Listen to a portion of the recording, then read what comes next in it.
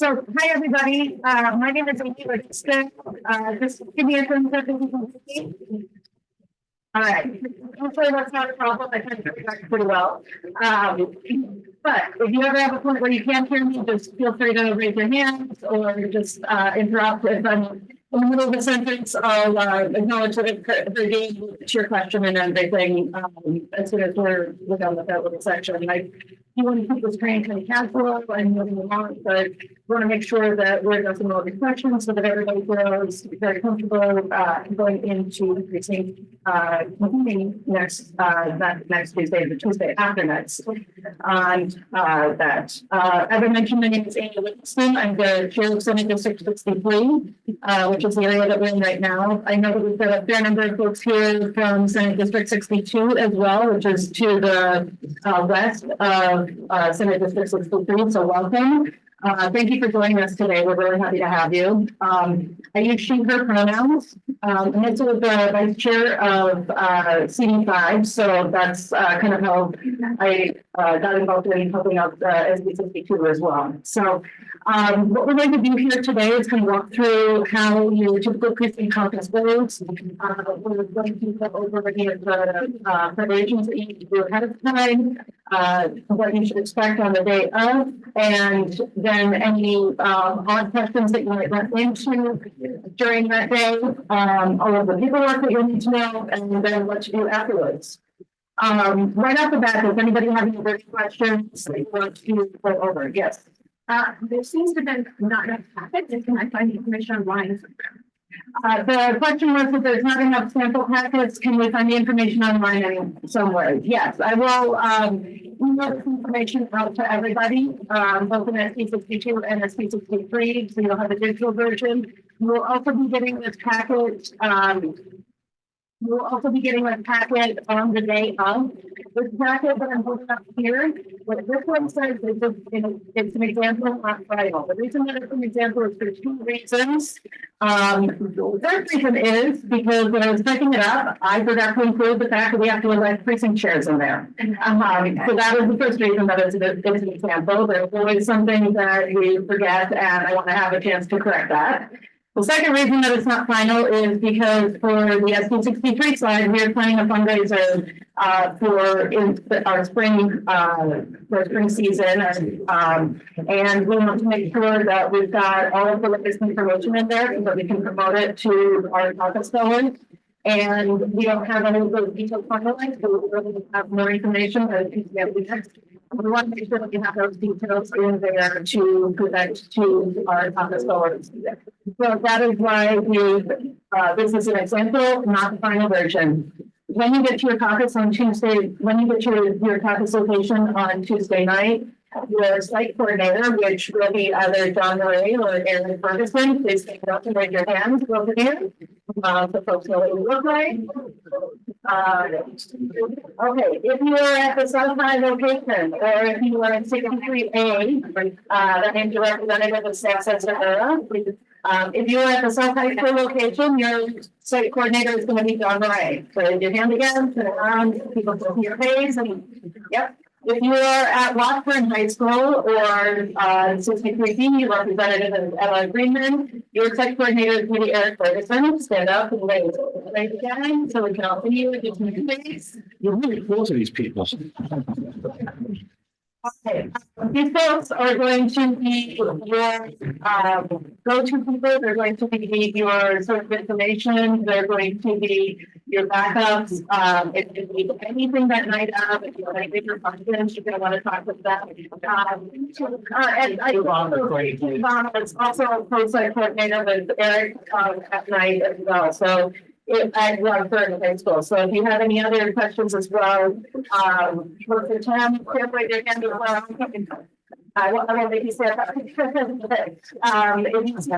Huh? Go ahead. Okay.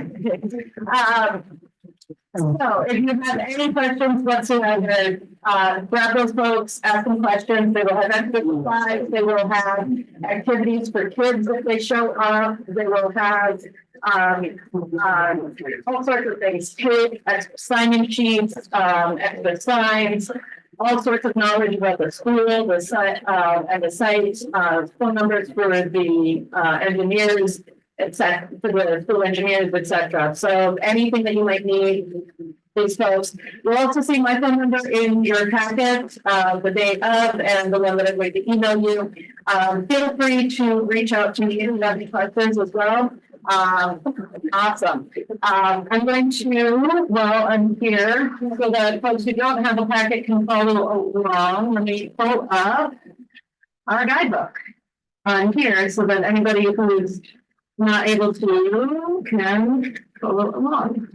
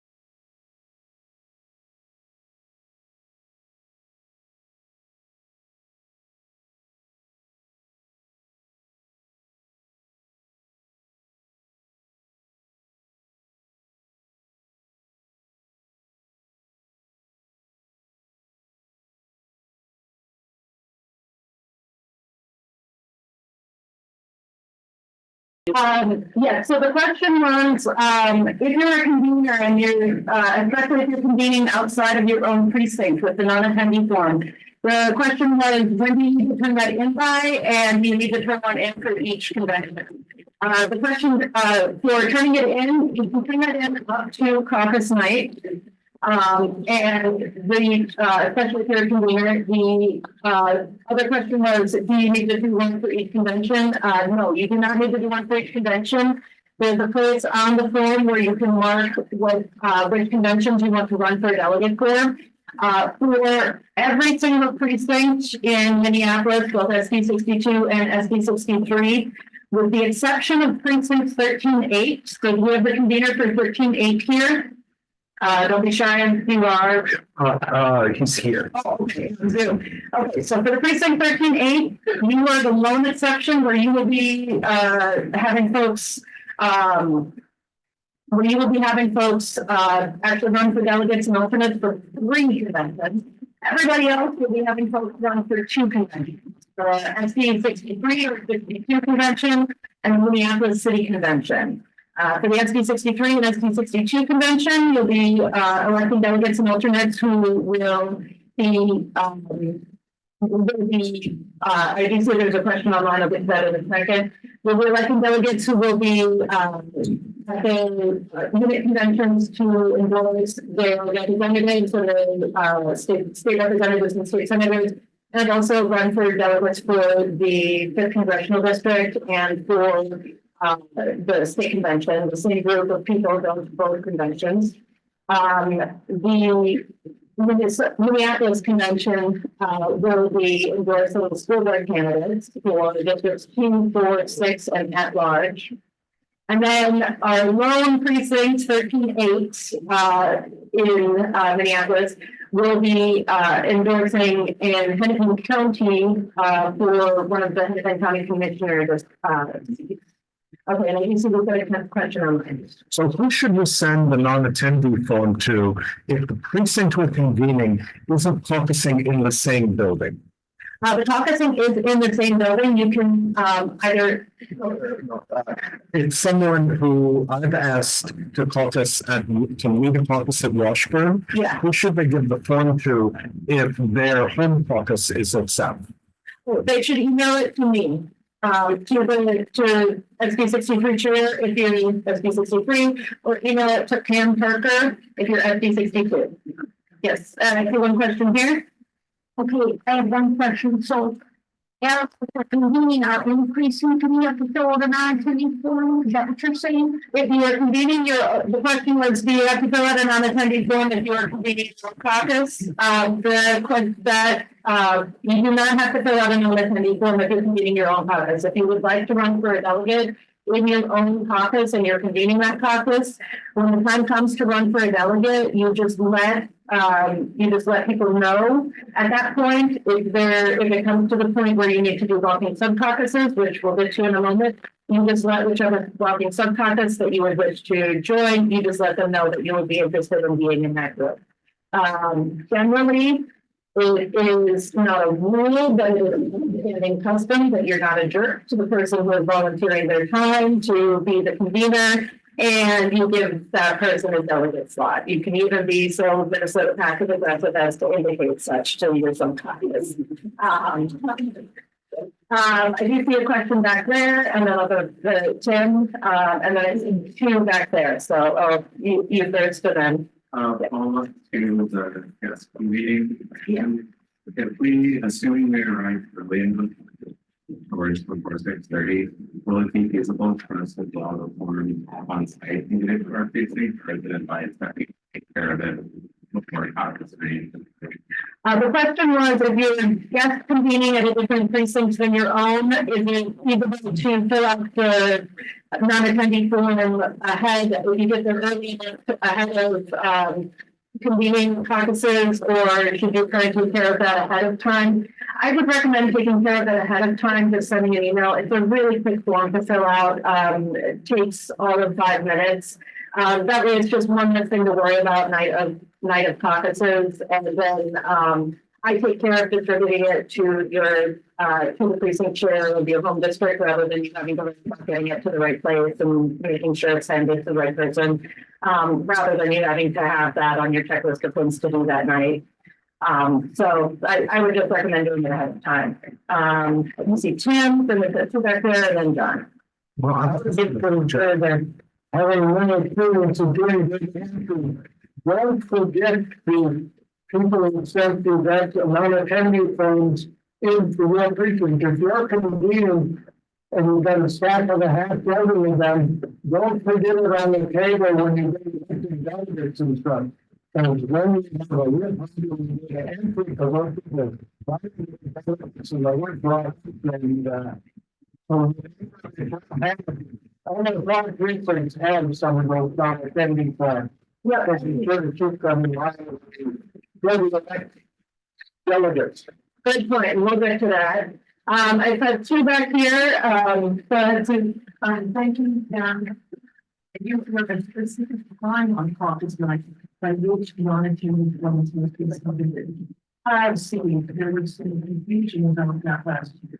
Yes, that is a very good question. The question was, is there a specific time by which non-attendee forms must be received? There are some forms, in the past, there have been, some confusion about when non-attendee forms must be cut off by.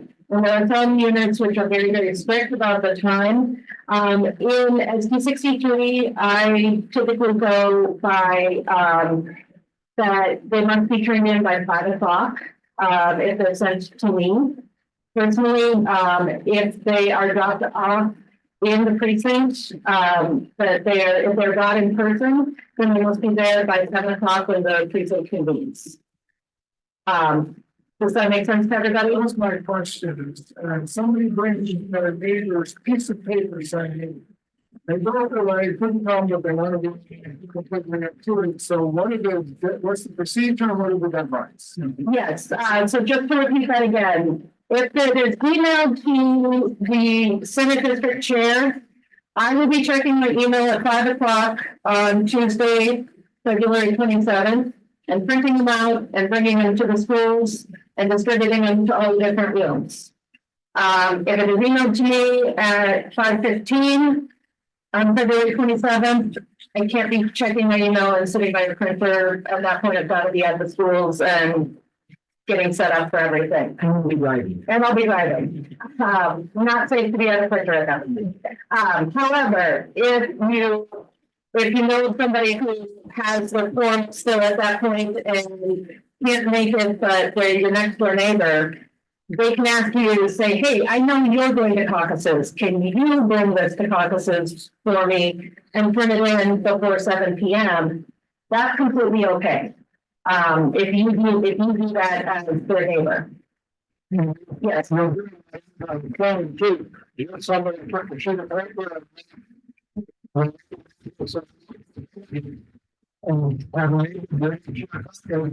That's technically okay. But technically okay, we do prefer them to be on the form, but it's technically okay to accept something on a sheet of paper, so long as it is signed, list their address, and that they attest that they are a DFLer, they live in the district, and that they agree to the DFL principles. Okay, I see there was one other, okay, and then I'm gonna take one more question here, and one more question there, and then you're gonna get back to kind of following the precinct script here, or trading script here. Just wondering why 7 p.m. as opposed to 7:30. 7 o'clock p.m. is when we are legally bound by state statute to have to start precinct caucuses. So the question was why 7 o'clock p.m. as the cutoff time rather than 7:30 or some other time. 7 o'clock p.m. is when state statute says that we have to start precinct caucuses. It was the legal time that we have to start everything. And so that is the time when everybody has to be in the room by that point. And it's the time when we have to begin our proceedings. And so therefore, we can't really delay any procedures at that point to allow for anybody to come later and participate at a later point. Does that make sense? Charge your book. All right, and then one more question there. Well, people can, the question was people can come in later and participate. Yes, people can come in and join later. However, if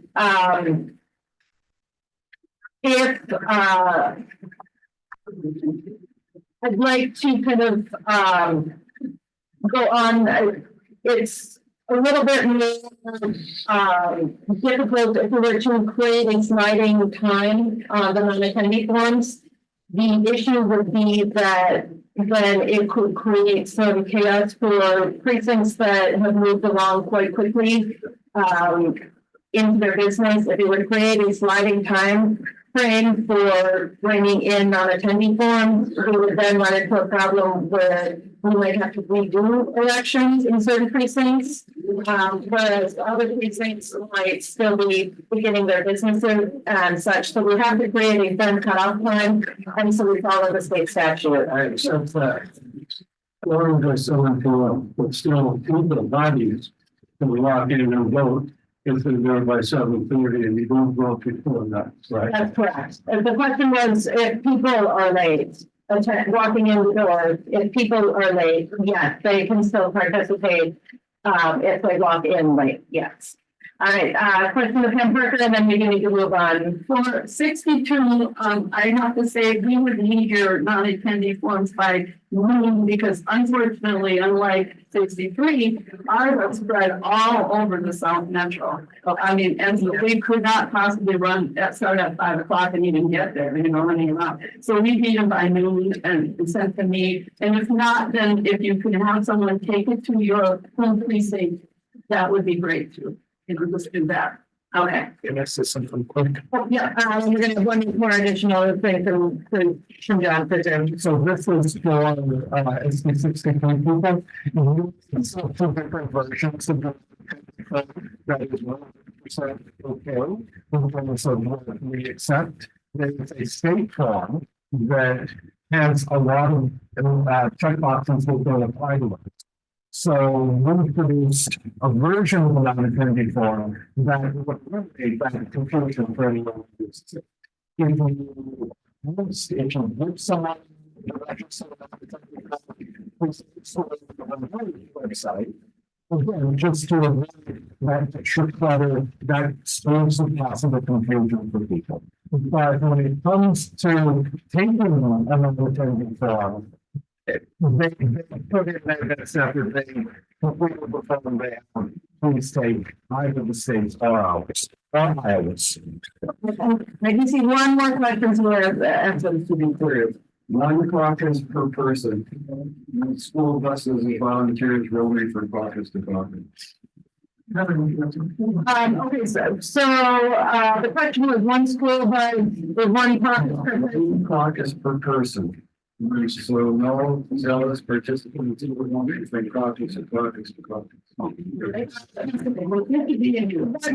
the question was no, the one caucus per person, no zealous volunteers running from place to place. Every person has to sign an attestation saying that they live in the precinct that they live. An attestation is similar to swearing before a notary. It does carry weight. And so it's not something that you can just do willy-nilly. It is not something that should be taken lightly or be done in bad faith. If there are concerns that there are people acting in bad faith, there is a challenge procedure. However, I will caution that we are Democrats. We want people to vote and participate in the election process. So we very, very rarely try to impede people from participating in conventions and such. So we don't like to use the challenge process.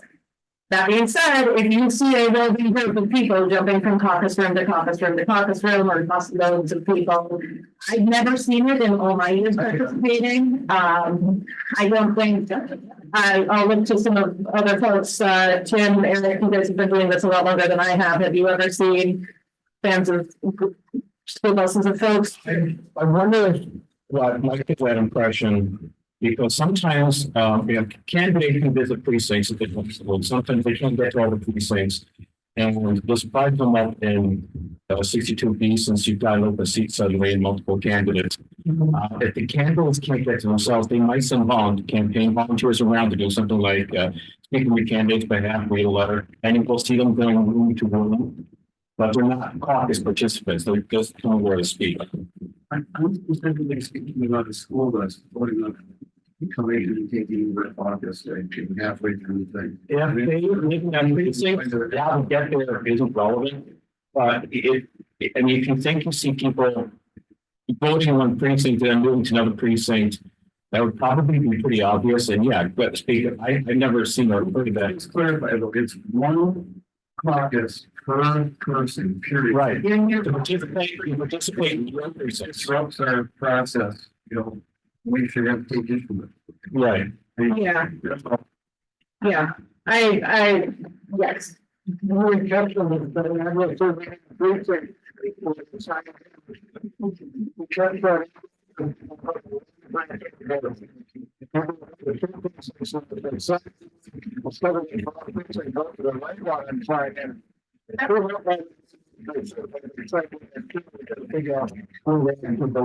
Yeah. In all the years that I've been doing caucuses, we've had, to Tim's point, we've had cases where people live on the caucus and we catch it when they do the sign. We catch it because we've got a big map up that we put up on the wall and people realize, wait a minute, that map doesn't include my address. We catch it during data entry and we correct it there. When we did contact with caucuses, we catch it during, we caught it because we had data protocols on the back end that caught any FF2 there. Trying to find a way. Yeah, so we caught it. We've got a lot of different ways that we make sure that everybody's doing this on the up and up. So I'll just leave it at that. And I see we've got one more question. We really need to get going after this. So. If people are late, how do we check them in to verify they are in direct caucus if they're already in their business and we've already started the meeting? Like, you have given me the perfect segue to get into our caucus night setup. Thank you. So one of the things that we're going to be doing at our registration table is we're going to be posting our caucus registration affirmation sign. We're also going to be giving you a very large map on a piece of 11 by 17 paper that is going to show just your precincts. It'll be very nice, bright, lots of street signs on there. When you have people sign in, we're going to ask them to look at this map over here with a little arrow saying, double check that you live within this boundary before you sign your name here. Especially given that we just redistricted 2 years ago. Sometimes people still end up going to the wrong precinct room. I still have a hard time remembering the new precincts because I just moved. And so I can't remember if I'm 11-5 or 11-7. And so sometimes that means people go to the wrong room. It happens, and so that's why we have those big maps on the table and tell people to take a look at that. Usually if somebody comes in, you can just do a quick, hi, sign in right there, double check the map before you put your name down, make sure you're in the right room, and then you can go back to your business. A good check is knowing your decent votes and say, if you vote at St. Helens Church, it's over in the precinct. If you voted somewhere else, you'll be on in a different room. And people will remember after they remember one precinct on the That's a great thing, and we're lucky because in Minneapolis, we had an election last year, and a lot of people did vote. So, if you'd like, in the final version of these packets, I can include the voting location for your precinct as an information point. So, you can include that in your announcements, just saying to your folks, if you voted at X place, you're in the right place. If you did not go there, you're not in the reservation. So yeah, we're going to include that information. Thank you, Tim. That's a great suggestion. We're going to have lots of blank registration sheets. I did not have printouts of these. I was grand goals, but unfortunately, the printer jammed up. I have words with it. They were not nice words. Like those were not a right to listen. Yeah. This is what your registration sheet is going to look like when you get it. It was going to be an 8.5 by 14 sheet, legal sheet. However, it's going to look like an 8.5 by 11 sheet when people are signing in. It's going to be folded over.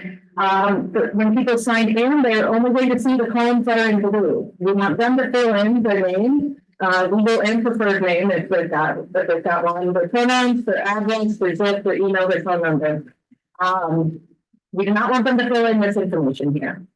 Up in the right-hand corner, they're going to see a QR code.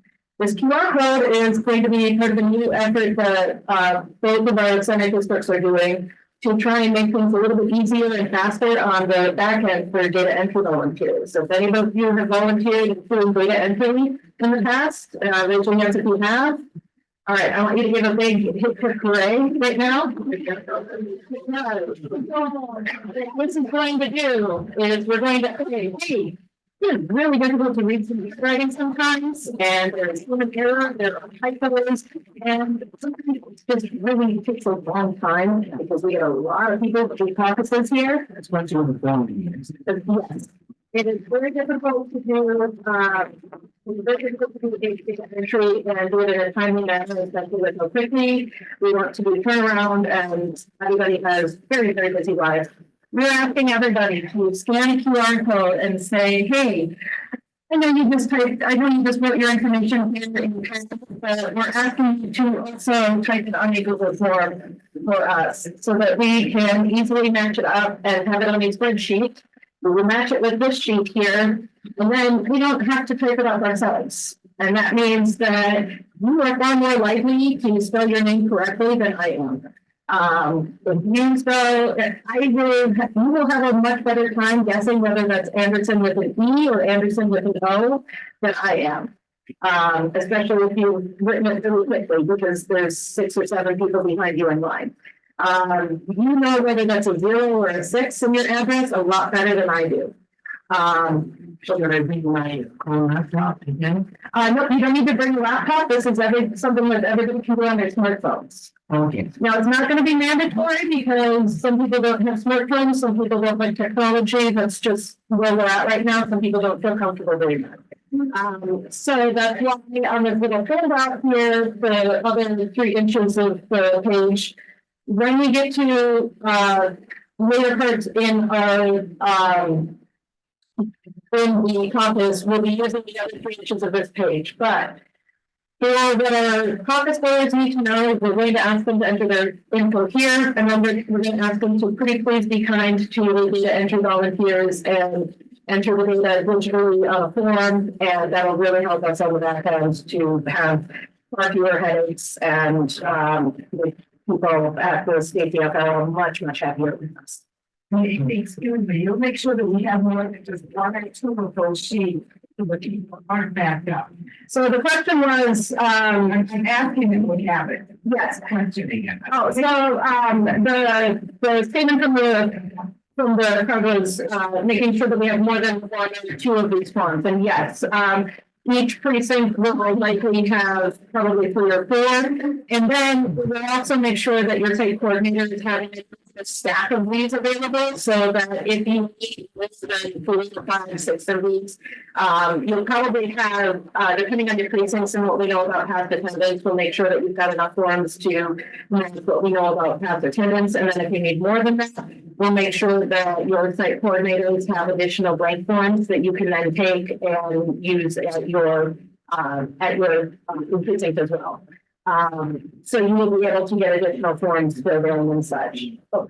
I have another request from the people online. Yes. To either get me the slides or Zoom yourself. Oh, Because they can't see a thing with the camera. They can't. okay. See that. How about we do that at the top of the hour? Let's take like a 5-minute break and I can get on Zoom at that point.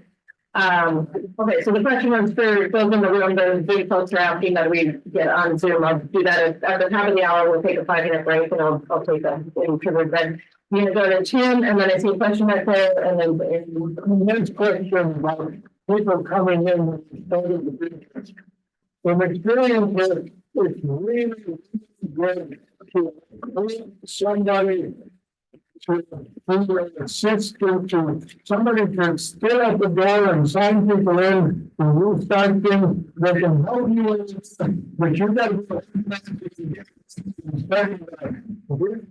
having somebody at the door is really good, and they will keep signing people in, and the precinct is Sullivan, Lake Street, and Cameron, so okay, see you first, it's really helpful to get a spouse or husband, somebody to read that door for you.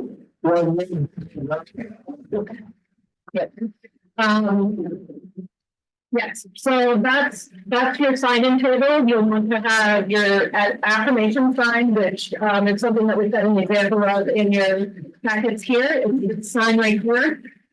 We'll give you lots of paper tape, to put things up. You will want to have it, either hanging on a post or taped to the table or something like that.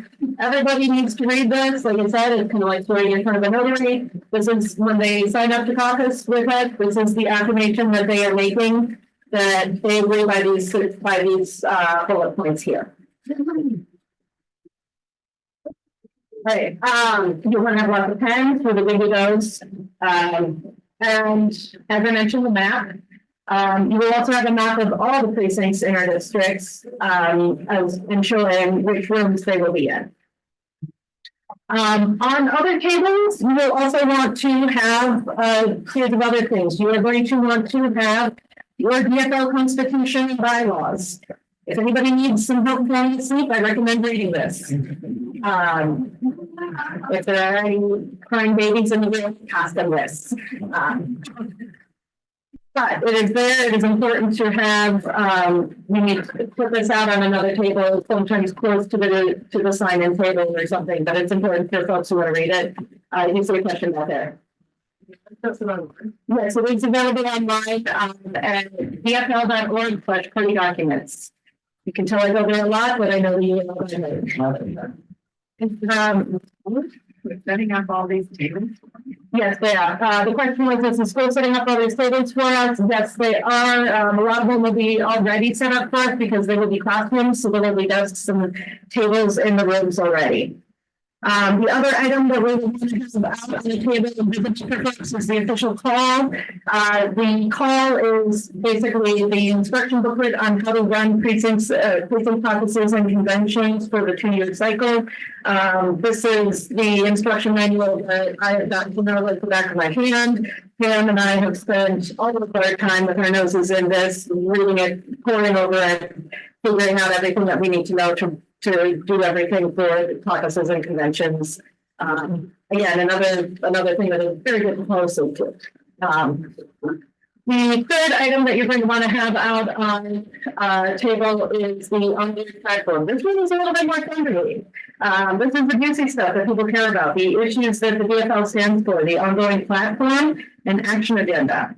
This is where people who come in with a stack of platform resolutions, they're going to want to look at this. They're going to want to read this because some of the things that they come in with resolutions about, they actually already won't in here. There's a lot of them that are different.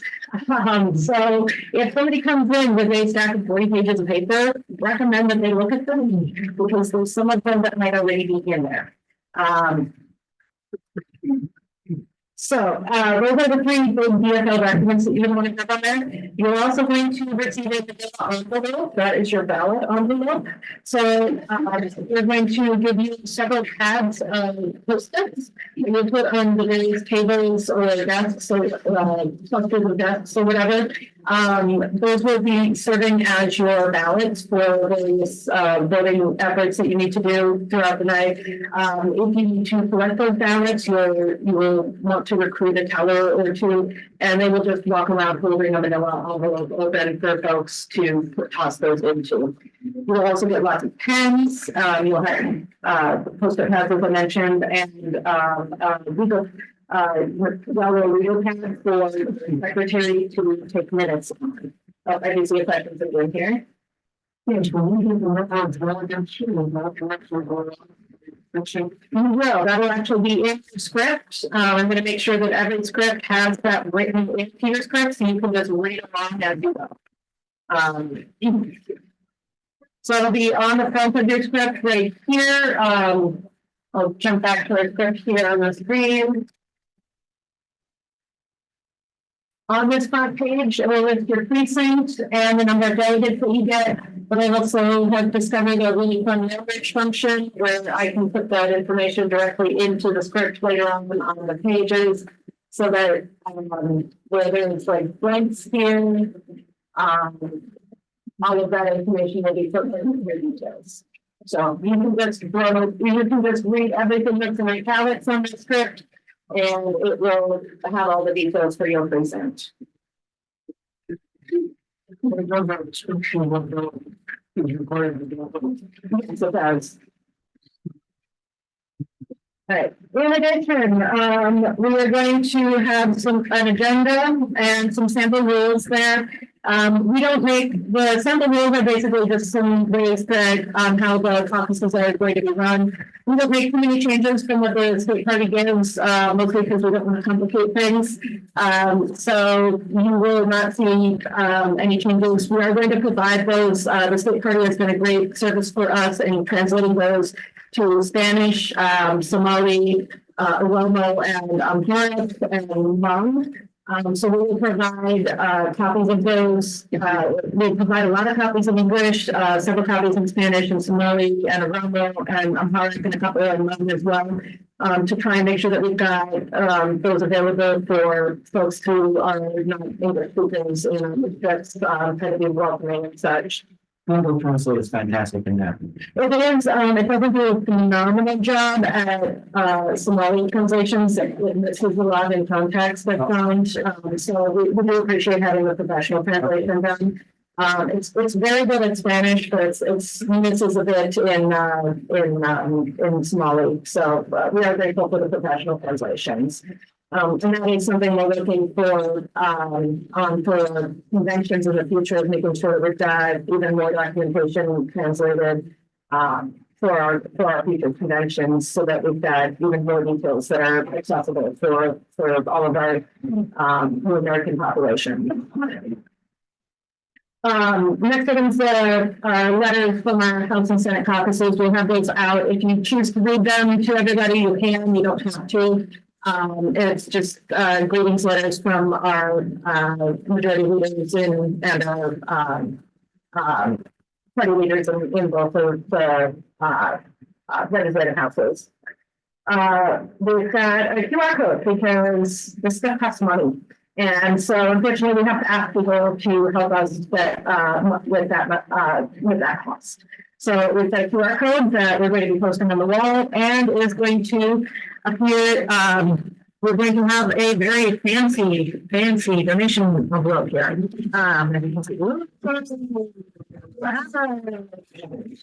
Thanks for putting it together. We have little slips that have a QR code on them, and if folks want to receive a PCR, who here knows what PCR stands for? Political contribution refund. It is a really cool program where you can loan us a bunch of money for $75 or $150 if you're partnered. $75 if you're single. You basically loan us $75 or $150 for 3 weeks, and then you get it back from the state. Yes, and You know, guys love numbers. We guys got the numbers. yes. I do see a question back here. No more coffee cans. No, we've gone to clear plastic bags. Is this for the Justice Center District then? Yeah, that was, the question was, where does this money go? It goes to the Senate district to help cover the costs of putting on caucuses and conventions. Especially as we move into the convention. We now unfortunately have to cover the costs of translation and interpretations ourselves. So it's very expensive. So we need to do a lot of fundraising to cover that cost. So we urge people to be generous on that front. We want to make sure that our caucuses and conventions are as inclusive as possible. In 62, we'll try to have as good a plastic bag as you do.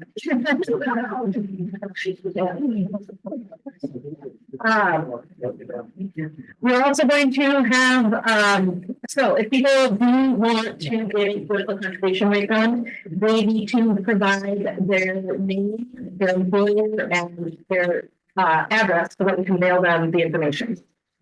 So we'll have some smaller envelopes for them to put their either cash or check donation into that information, or they can do it through ActBlue, which will gather all that information for them. But if they want that PCR, they need to give us at least that information. So you can have some more pay down, we'll have you give you some more pay down envelopes if folks want to receive that refund. If they just give cash, we don't know who they are. So we can't trace that back to them.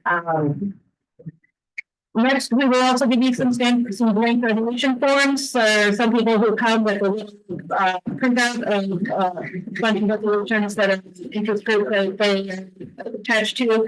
has, that they will want to write out. So you will have some blank resolution forms that folks can print out write out their resolutions on. We will have signs that show the date and time and location of future conventions, the date and time and location of our convention committee meetings or planning meetings, and directions to the room, to the elevator and everything else. There will be candidates who are going to drop off literature with us, and with you feel free to let them do so. It needs to be on a separate table apart from the rest of the caucus materials, because otherwise it appears that we are endorsing them, but they are allowed to do so. There will be lots and lots of post-its, as I mentioned. So one of the important things, and if you have a packet, let me scroll down on the screen here for those who don't. By the way, is this big enough, or should I make it bigger on the screen? Yeah. Okay. And we have about 5 minutes to take a break here. Okay. One of the important times to remember, 6 o'clock. Show up, get your packet, and start setting up your room as you see fit. As people start trickling in, you'll want to recruit some of the people, or recruit them ahead of time and say, hey, I want you to be my caucus secretary. I want you to be a teller. I want you to be my person who works at the signage desk or table. You'll want to have about 2 or 3 people to help you out in your room. Do not worry if you can't grab people ahead of time. There are always going to be people at your caucus who are willing to help out. So don't worry if that's the case. You can always ask people to raise their hands in the moment. Peer pressure works. It really does. And if that doesn't, just say Bueller, that really works. That is an important time to remember. 6:30 is when registration at the front door. That means the front door is open to everybody. They can start coming in. That means that John and Eric will be at the front doors. Wave your hands again. There will be an enormous map in the hallway where people can look and figure out which room they're going to be headed to and see which precinct that means they're assigned to. There will be lots of questions that they will have. That's fine. If there are small children, we will get their plans and activity votes to keep them excited. And just lots of directing traffic and that sort of thing. I do see a question here. So are the rooms all accessible for people with mobility issues, or is that going to be an issue depending on what pocket room we are in? The question was, are the rooms all accessible for those with mobility issues? Yes, every single room will be accessible for those with mobility issues.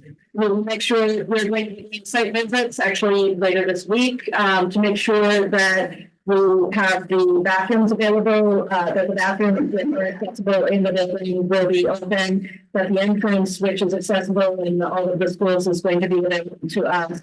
So we're going to be walking through and doing a site visit to confirm with the school that all of the rooms that we have are accessible, that the bathrooms are going to be available, that are the accessible bathrooms, that the door is going to be accessible. And just we've actually got a wonderful checklist that our DFL Visibility Caucus put together to go through with the night of engineer to make sure that the site is going to be that is going to be accommodating to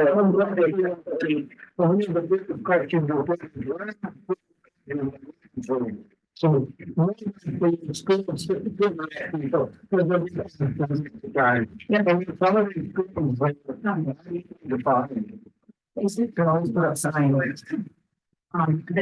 This is finder information. Is it possible to put it either on the sign sheet or the map?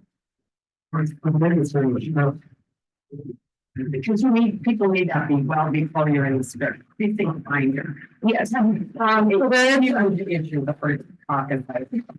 Yes, so there is a wonderful website that the secretary, the question was if we can print information about Precinct Finder. It's a wonderful website that our Secretary of State does that shows you, based on your address, where precinct caucuses are being held for all of the major Minnesota parties. And that is something that we will have on our website. Well, nobody knows. At night, I'm saying that. Like, people will come in around not knowing all that. I know. It could be on the map, Yes. when we come in the door. That is certainly, that's a very good idea that we can create a QR code to help people find that website, the Caucus Finder website. Yeah, we certainly can do that. That's a good idea. Yes, so, that was an idea about, making sure you know where your restrooms are. And I did see a question about, yes, John, go ahead. Thanks, Amy. Just a quick one. The internet password for the site, is that going to be available for people to see? We're asking to use the phones. It would be great if we knew, if it's on the screen, maybe it's just wide, I don't know. But The question was if there's going to be password protected internet of the site, if we could get that information to folks. Fortunately, all of our sites are going to be in SD62, the SD63 are going to be public schools, so all of them will have gas Wi-Fi for everybody. For SD62, I'm not sure if all of your sites are On public places, but I don't know about them. he's going to give you the okay. For SD62, all of them are public locations, but they'll have to take that away as an action item to confirm the public Wi-Fi availability.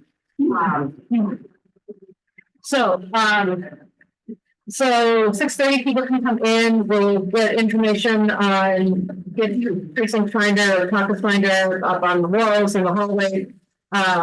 People will be then starting to filter into your classroom. You'll want to get them to sign in. You will want to get them to enter their data into a mind form so that we don't have to do it later. And 7 o'clock is the earliest moment that you can start caucuses. You cannot start it a minute earlier, that's against the law. You will elect a secretary and you'll ask them to add all known attendees to your sign-in sheet. And note if they're running for a delegate slot. You'll go through your script. There's a script in here where there's greetings from Ken Martin. That you can just read verbatim. We'll do introductions. Huh? Let's get that. I do recommend reading it. It's a very nice moment and a good way to get started as you kind of get your some legs about you as a convener. Then you do need to approve your agenda and your rules. You need to read the participant eligibility requirements, which is basically everything that you have on your registration information, which is nice and convenient because everybody already just signed their name saying that they are eligible, but it's good to go over it anyways. You'll read the DFL platform statement, you'll read your fundraising request. Usually that all takes about 20 minutes or so. If it takes longer, that's fine, but usually around 20 minutes or so. Then you want to go through, you'll want to formally elect yourself. You'll need to ask everybody. I have never been in a scenario where the caucus convener was not elected as the caucus chair, but technically you have to be elected as the caucus chair. Usually what you'll say is, hey, I've been formally trained on how to run these caucuses. Does anybody else think you're better at doing this than that? You can say it a little bit nicer than that, but you gotta way to put it in your script. What you don't want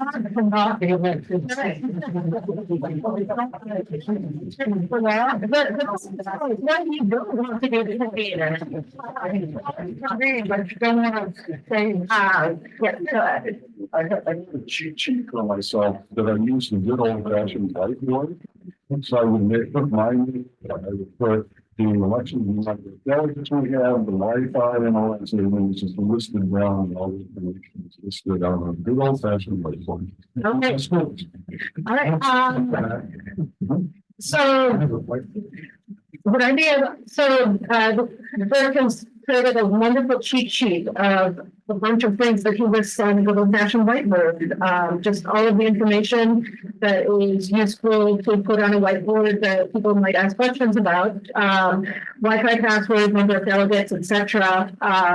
Would you be willing to share that with the group? And This is from 2010 or something, but I'll. yeah. Real quick suggestion, modern whiteboards may be excludable to most of us because they're electronic, so if you can buy those easel things and give us each one or two easel things out. I think. Okay. Easy thing for everybody. That might get a little bit bulky and possibly expensive, so we'll see what we can do. On the sites, but if there's a something big to write on, we'll give you a cheat sheet and stuff to write down on some big writable surface.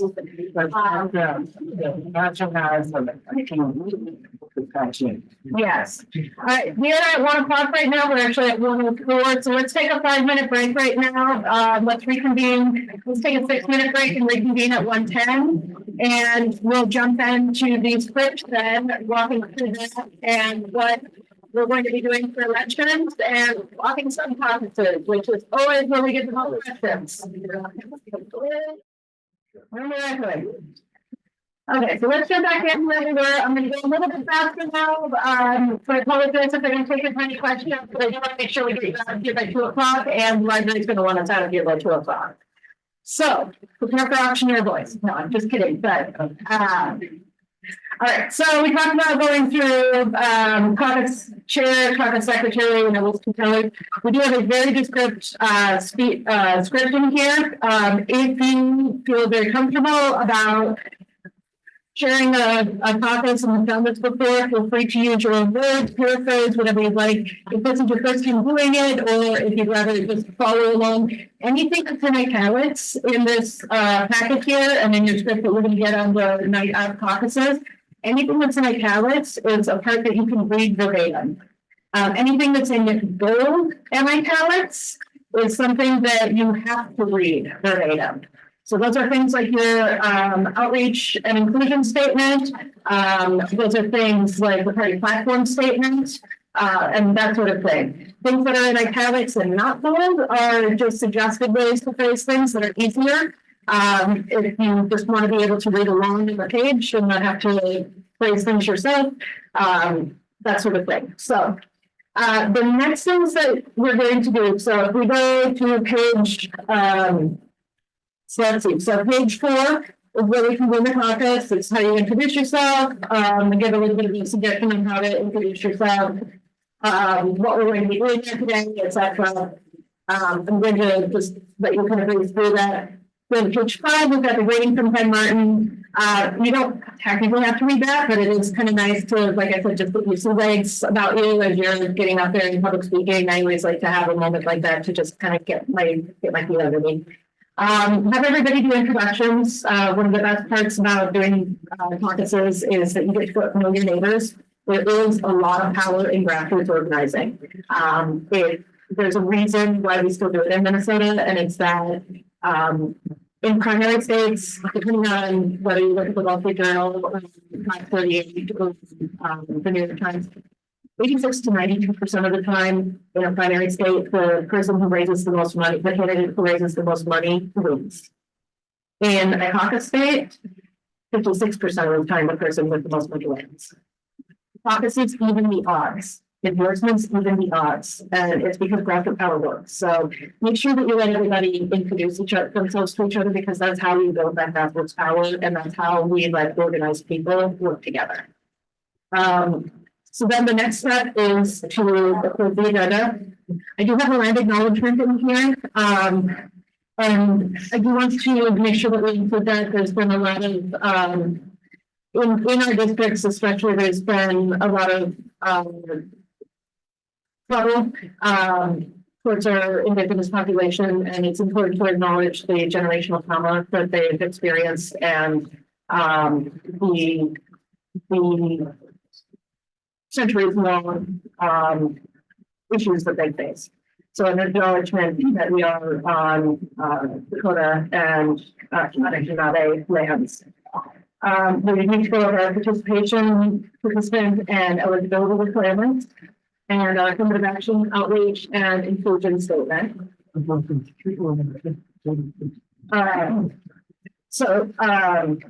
then we go to our DFL platform statement and a fundraising request. That is required. Like I said, we need money to put these on. Then there's a little script on how to elect a caucus chair. As I said, you're not gonna find somebody else who's going to want to take this over from you. So it should be a rather quick thing.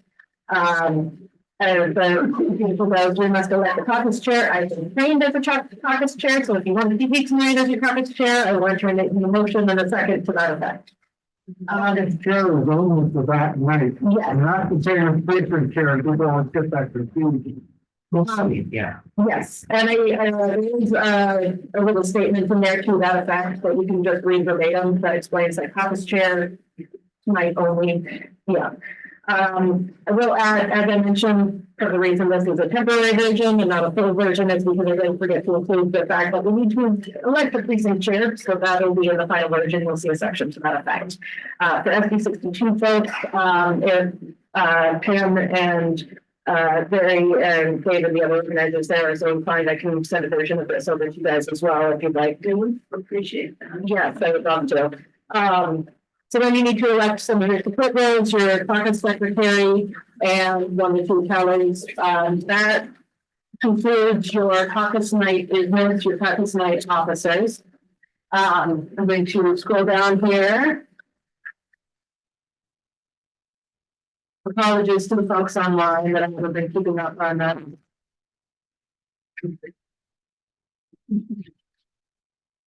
All right, so then we're at the Senate 663. Actually, I apologize. We're going to zoom out of it so that I can show a bit more of the page. Okay, so for the Senate District 63 or 62 convention, we'll go over about how we're going to electing delegates and how many delegates the precinct is allocated. We need to read our outreach and inclusion statement, which is the bold part here that says, as you vote today, remember that the DFL is committed to electing members of underrepresented communities, positions within the DFL. If there are not enough people, if there are as many people or fewer than the number of delegate spots that you have, congratulations, that is a really, really easy delegate election. You just get to say, hey, everybody who wants to be a delegate gets to be a delegate. Can I see a motion to that effect? Huzzah. And somebody makes a motion, somebody makes a second, and everybody gets to be a delegate. Yay. If there are as many people who want to be delegates, if you take the number of delegate slots that you get, multiply it by 2, and there are, say you've got 20 delegate slots, and people split out by 2, there's 40, and so there's 36 people in the room who want to be delegates. You can look at those 36 people and say, hey, these 16 of you want to be alternates instead. And 16 of them volunteer to be alternates. Yay, you don't need to do anything except say, hey, would everybody accept this slate as delegates and alternates? Great. And then amongst those who volunteer to be alternates, we'll figure out which ranking they want amongst themselves. Make sure people know where the convention is, so that if they can't come that day, they can't be a delegate.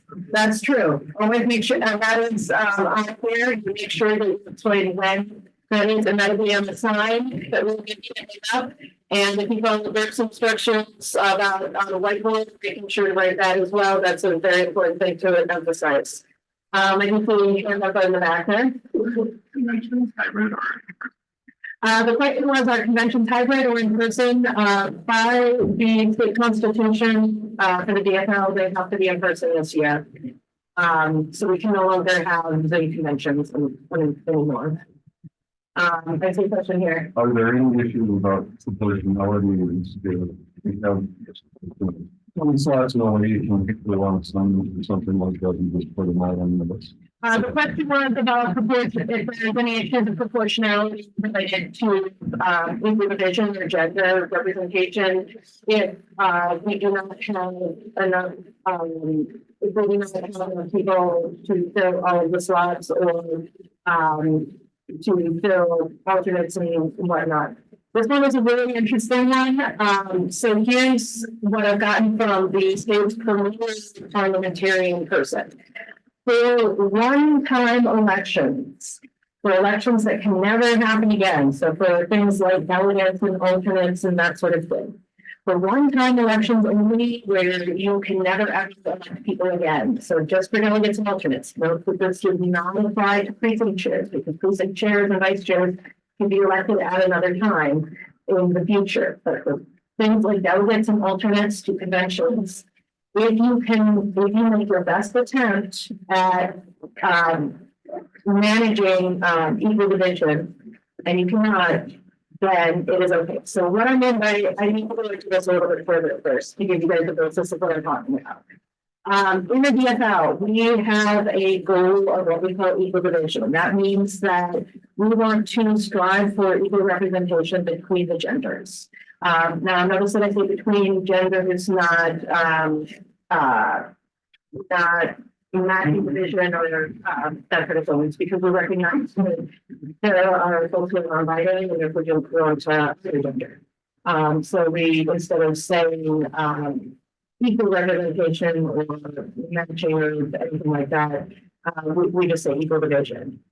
So that's why we use very complicated terms like non-female and non-male, because we feel that it's more inclusive to folks who might not identify as either.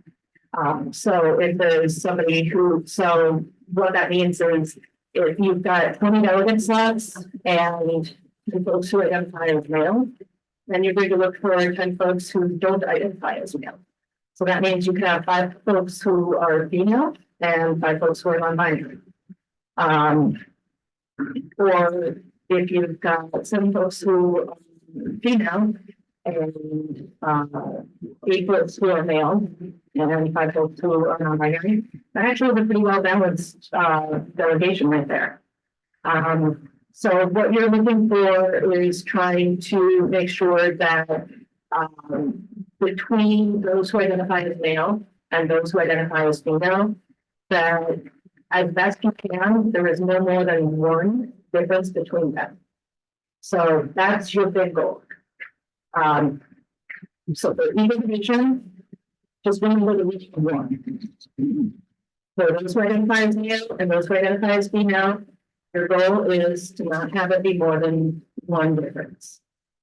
However, if you have made that your goal and you are not able to achieve that in that night because people don't come forward or whatever, there's no redoing these elections. There's no second chance to become a delegate or an alternate for those elections.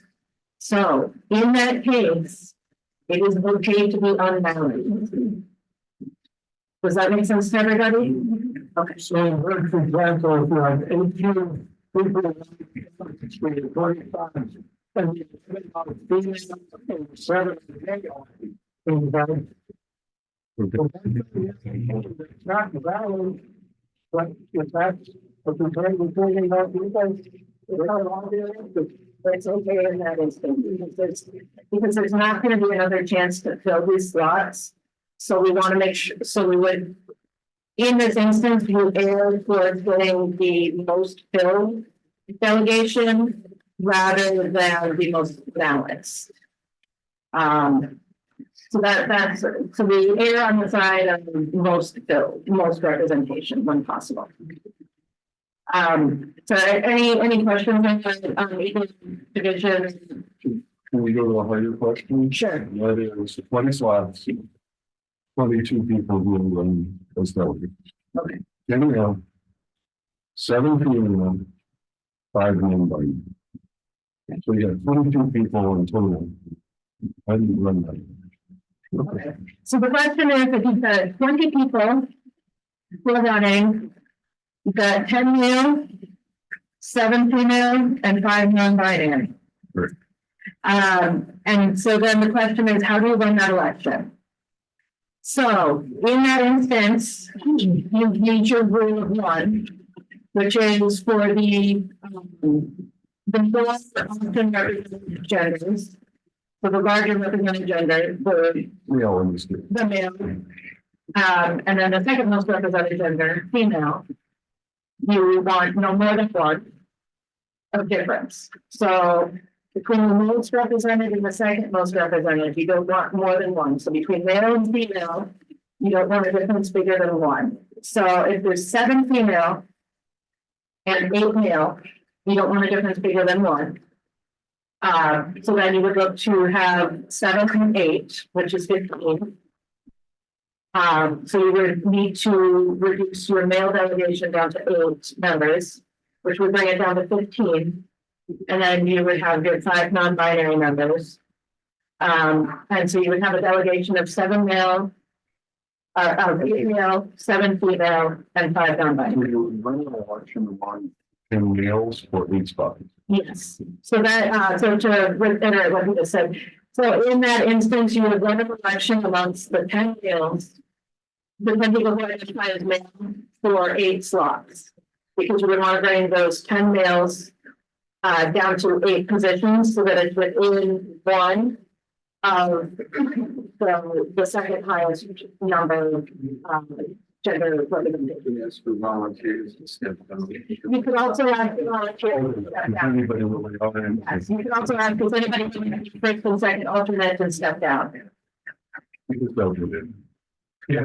And then you don't have to hold an election and it could. If you do that and you're going to step down, then you don't have to hold an election, but if everybody's adamant about being one of those delegate slots, then you would have to hold an election. And you have to hold an election because you need to remember all of these people, literally arguments at least.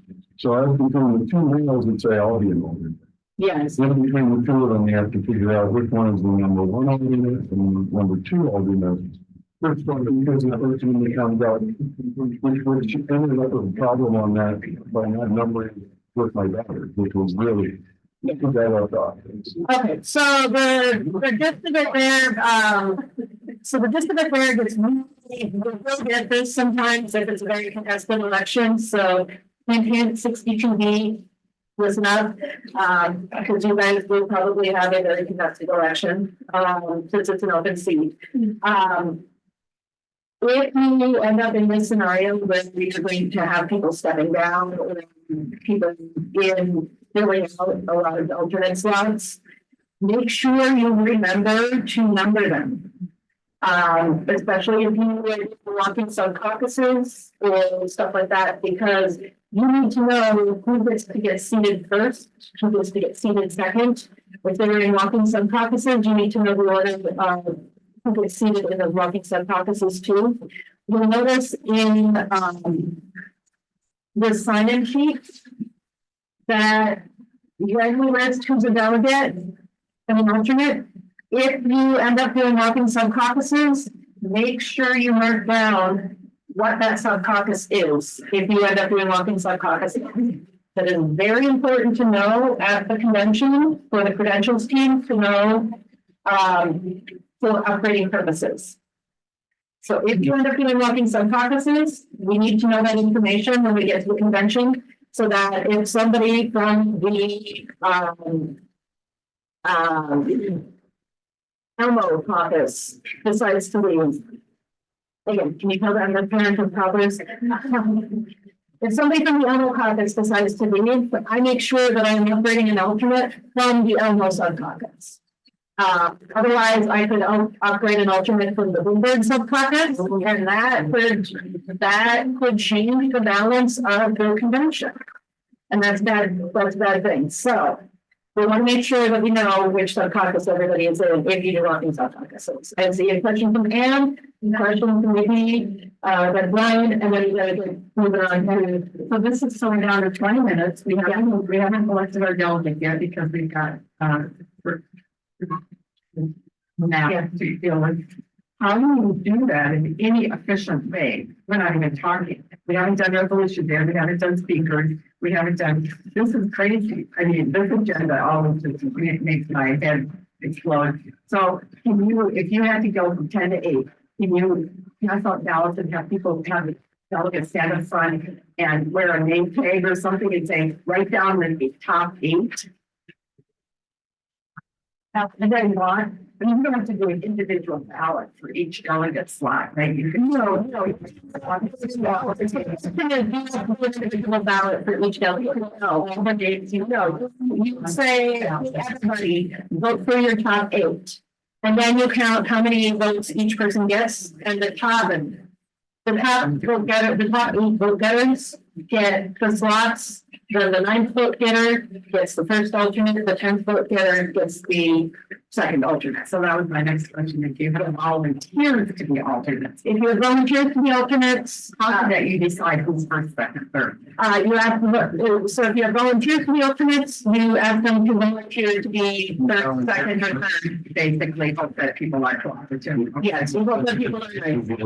Or if it's just 2, they can flip a coin. Yes, if it's just, the other option is if it's just 2, they can flip a coin. I am gonna move on because we need to go over walking sub-caucuses. So, For non-call for identification.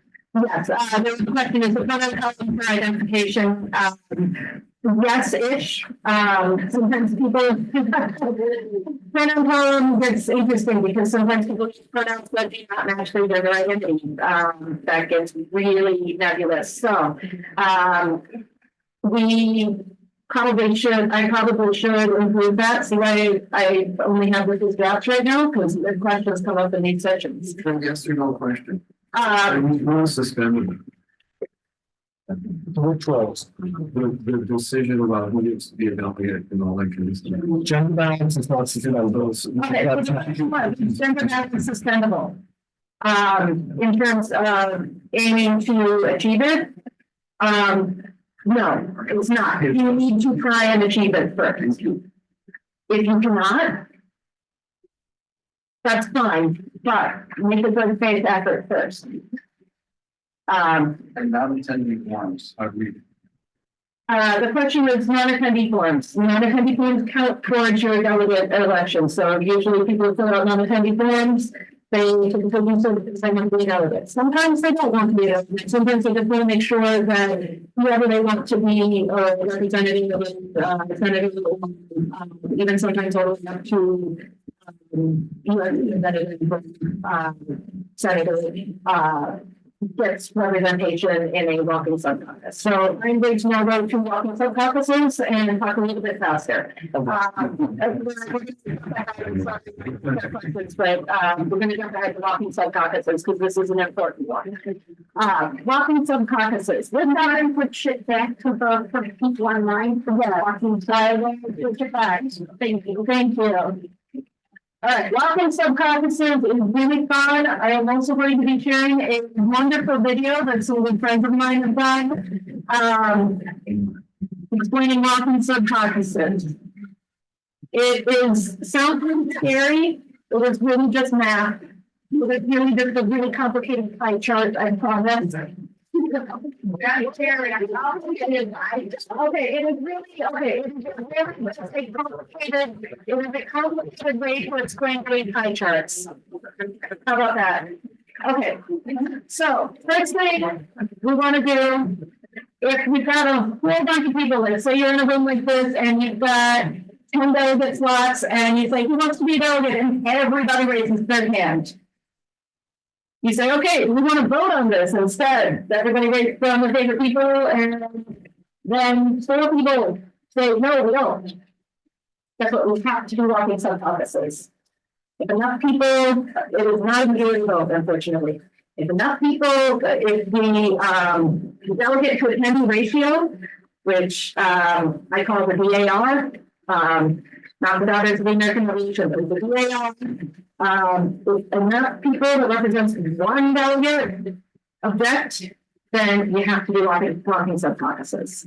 Usually that's like 3 or 4 people, unfortunately.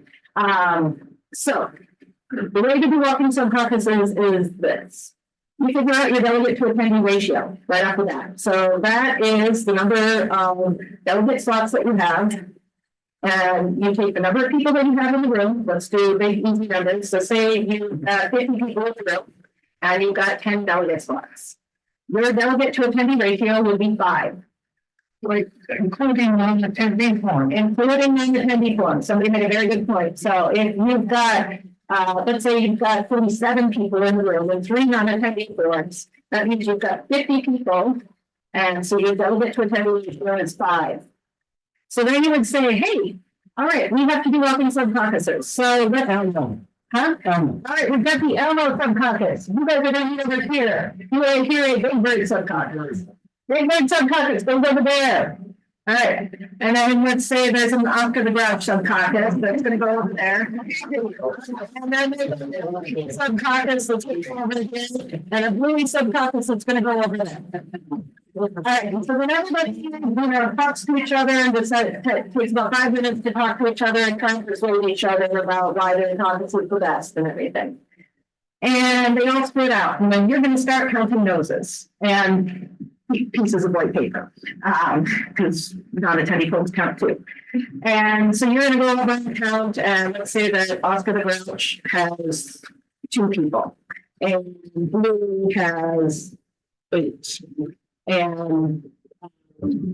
No, I already got Oscar. Miss Piggy has 10. Somebody help me with this. 17 to 19. Whiteboard. Yeah, I should be using the whiteboard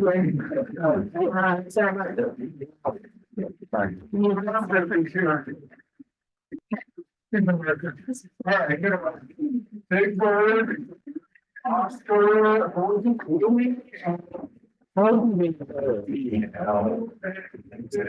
so many numbers on this. Okay, so Oscar has 2. Blue has 7. Big Bird has 9. Elmo has 22. And let's see, 9, 18, 30, and this one has 20. All right. All right. So then we have to do our viability question. Now we have to do our viability question. Are any of these numbers lower than our delegate to attendee ratio? Here we have 5. Oscar, Oscar, you are not viable. Oh, and we also have to include an uncommitted. In our case, we don't have, so let's make uncommitted, let's make Miss Piggy 18 and uncommitted 2. How do we know how to attribute non-attendee forms in this class? The question was, how do we know how to attribute non-attendee forms? Non-attendee forms have a place on their form that will say who they want to caucus for.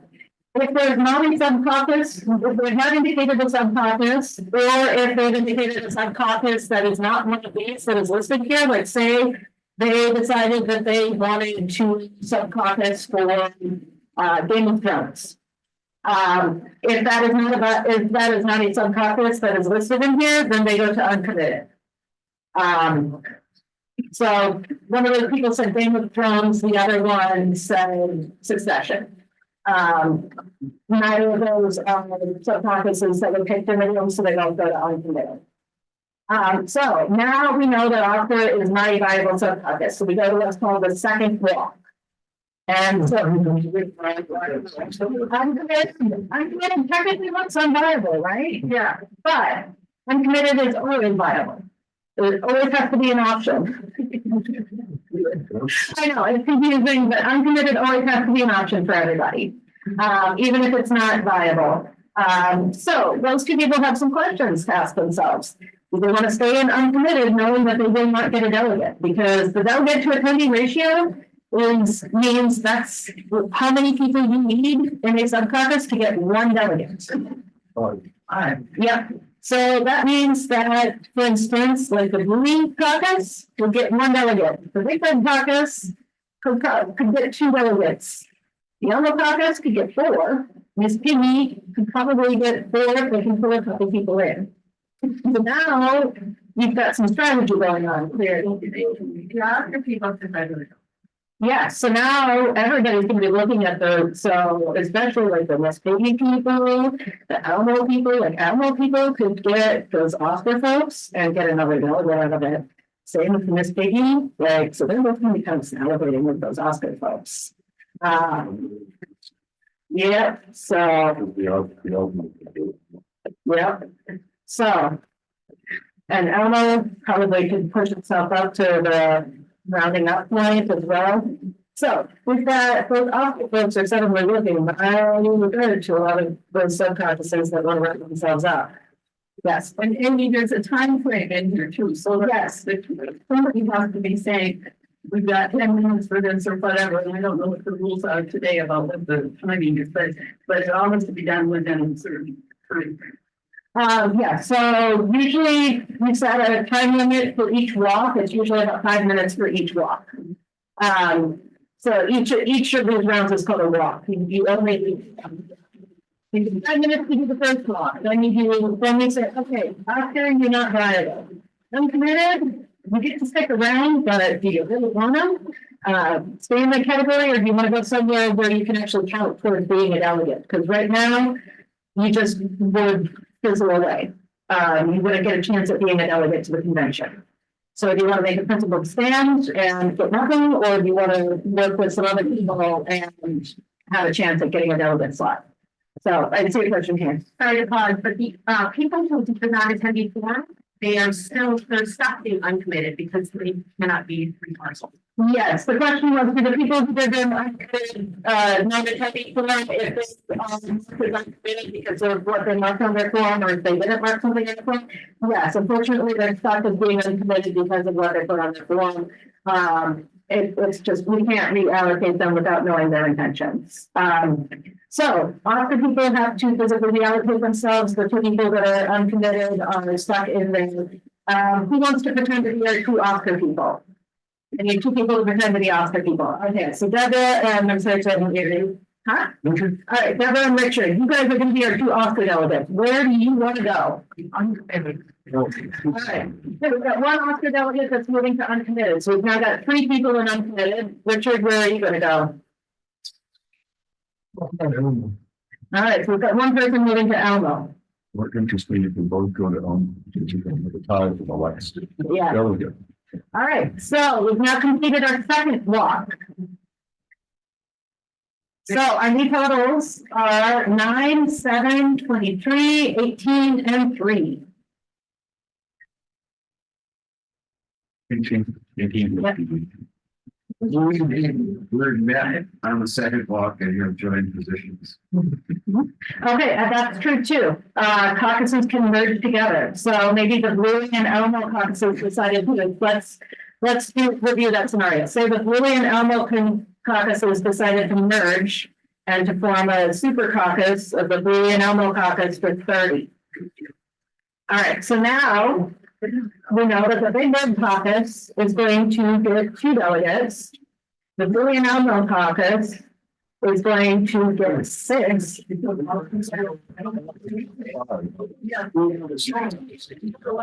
Huh? Yes. So 6 is the number. Oh, you're right, sorry. Yes. So Okay, so what we do in this case, so this is where it gets fun. All right, so this is a nice even number. 30 divided by 50 is. $5. Oh, yeah. It's 50 people.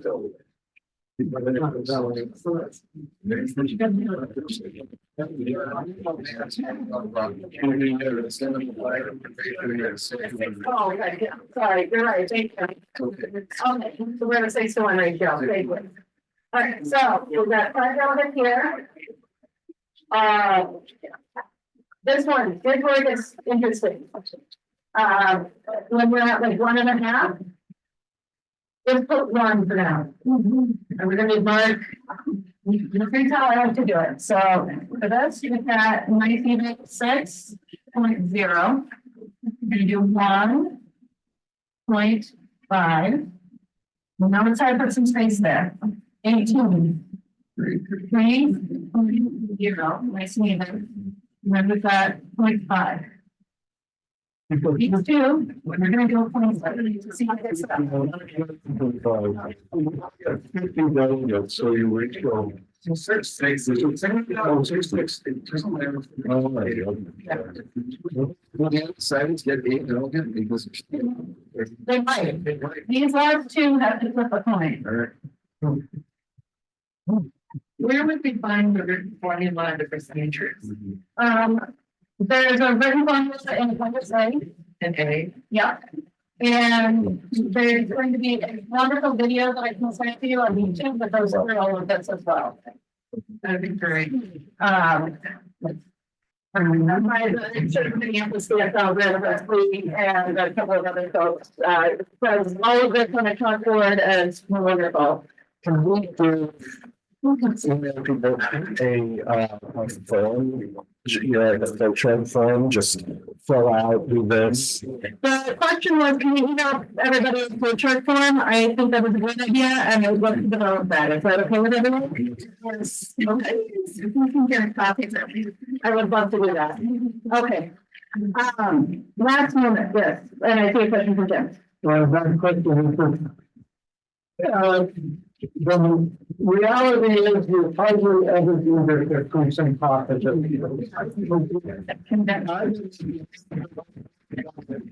that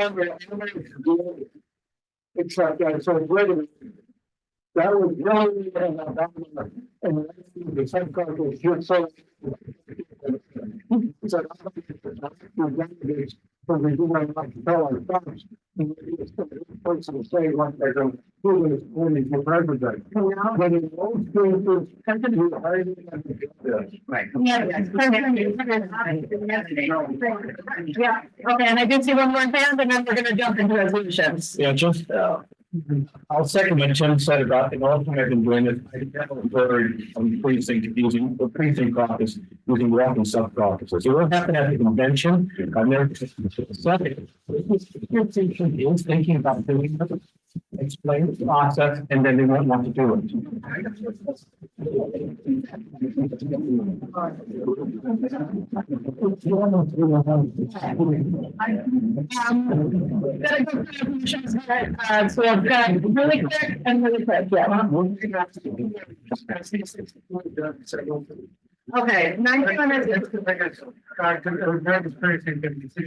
Yeah, so there are some places that end up doing it, that typically with a very, people who are experienced with doing it every year, and their Caucus Convener is experienced with doing it every year.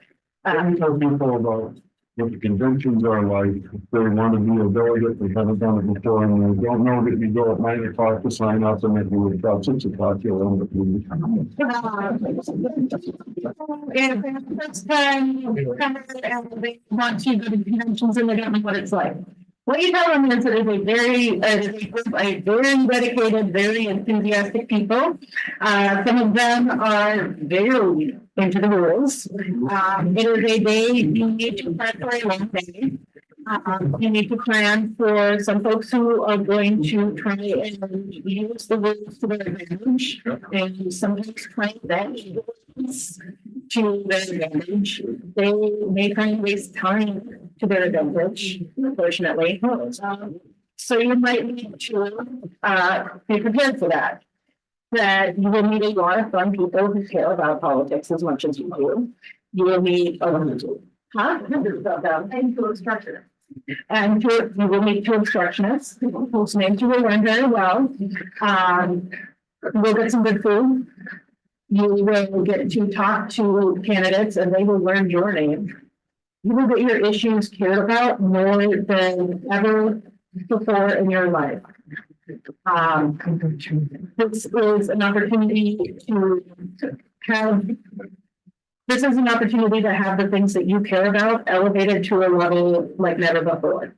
Because it is your voice that your representatives and candidates are going to be asking for a vote very specifically, and you are one of a very small group that they're going to be speaking to. So they're going to remember your issues. They're going to remember your issues. They're going to remember your name. And that is a very good relationship to have for a very long time after. Yes, I see a question back there. If they're out there At precinct caucuses, unfortunately, there's not childcare. We, due to state law, we simply just can't afford the bonding and the insurance requirements for it. But we do provide entertainment options for children when they come. We encourage you to bring kids. And then the kids along and we've got co-endorsing stuff with that convention. Same problem that we run into is that we just can't afford the bonding requirements and such. But we will still kind of bring along plenty of entertainment for them. And coloring books, little toys to give away, dollars, etc. And we are trying to work with a group to arrange something. I don't know if we'll be able to make that happen, but we're trying to look at solutions. We've been trying to for a couple of years now, but we'll see what we can come up with. But at the very least, kids are welcome. All right, 4 resolutions. You are going to go through them. You will ask people to speak about their resolutions that they bring. Some people bring a lot. Some people bring a few, depending on which precinct you're in. We'll ask people to bring their resolutions forward. If there are a ton, people do not get to speak on their own resolutions. If there are only a handful, they can, but you limit how long they can speak. If there are a bunch, you read the resolutions for them, you read the title, and you read the therefore statement, which is just the top paragraph. If it is an enormous paragraph, you only read a sentence of it. People get to approve or disapprove of it. If there is a debate, you limit it to about 1 minute only. You approve or decline, you keep it moving fast. If there are only a few, you can maybe afford to have longer, maybe 3 speakers for, 3 speakers against, maybe 2 minutes of debate, but keep it moving quickly because by that point, people do want to leave. Yes. You were the secretary of River. Our kind of revolution of the past or failed.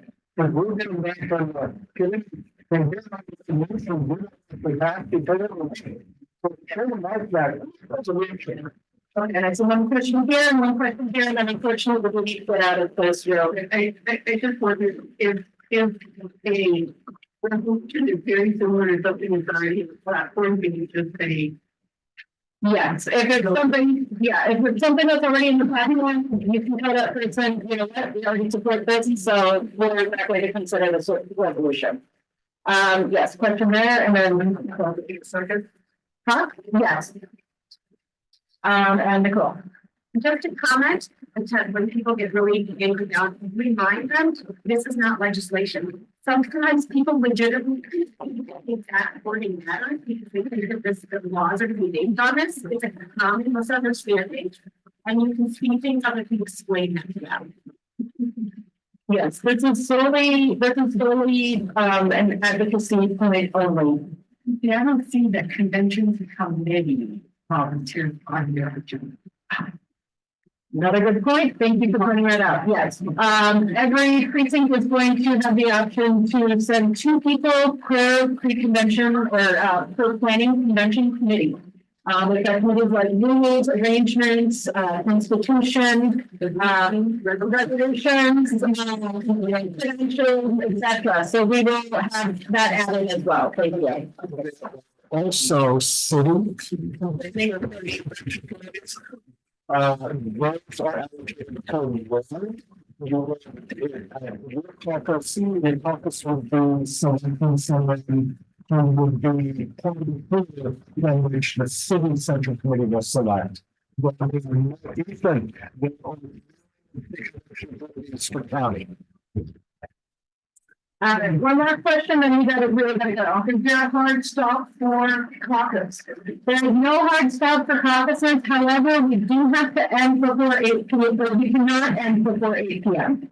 We'll not end before 8 p.m. Cannot end before 8 p.m. So that means that if you are an auctioneer, and you can speak to everything done by 7:45. Unfortunately, that means while everybody else in attendance can be looking, You cannot adjourn the meeting until 8 p.m. So you might, if you run through everything super fast, I've never seen it happen, but if you run through everything super fast and get done before 8 p.m., you still need to sit in that classroom until 8 p.m. and then say, is there a motion to adjourn? Yes, I motion. Is there a second? Yes, I second. And then close out your caucus. Sometimes you don't get done with the resolutions. What do you do with them? Because some caucuses want to end before you get through, you know. Okay, so it's a good question. Sometimes you do not get done with the resolutions before somebody calls for adjournment. What do you do with those? Those were not considered resolutions. You can mark those as approved or rejected. They are just null and void. They do not get considered. They are great for recycling, putting into the hamster cage, using for scrap paper for your children to color on. Unfortunately, we cannot consider them as part of the party platform or that sort of thing. I'm question, the secretary takes notes. What happens to those notes? The secretary notes need to be turned in to your site coordinator. For SD63, when you are done with all of your work, you are going to turn it in. You will see an inventory page on your envelope here. That will be on the front of it, and there will be a list of everything that you need to turn in to your site coordinator before you leave the school. That is a very important list. You will go through and double check it, make sure that you've got everything in your envelope that you need to turn in to them. We'll go up to them, we'll hand your envelope to them, they will go through and double check that they have received everything back. And then they will say, hey, have a great night. And then you are going to come to the address that is listed on your script packet, which is my house. And we're going to have a fun party and say, hey, wow, we survived this. Let's look to the Amy and everyone will hang out inside. Go home, but they're not staying. Thank you very much for giving us 2 hours of your Saturday. I really appreciate it.